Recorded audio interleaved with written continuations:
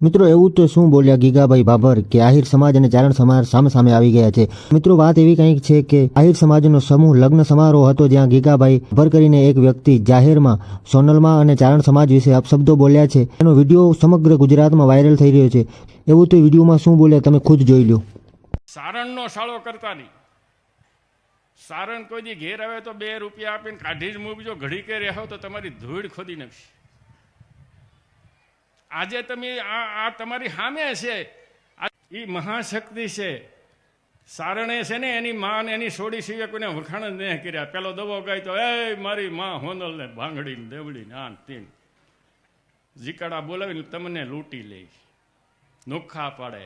ભાઈઓને દેવાયતનો દીકરો કપાવી નાખ્યો અને આ પંસાના પાંસાના પંસોળીને આમ કરીને તમારી માવડકી આણી નાખી, તેદુના હજી ભેગા ન થતા।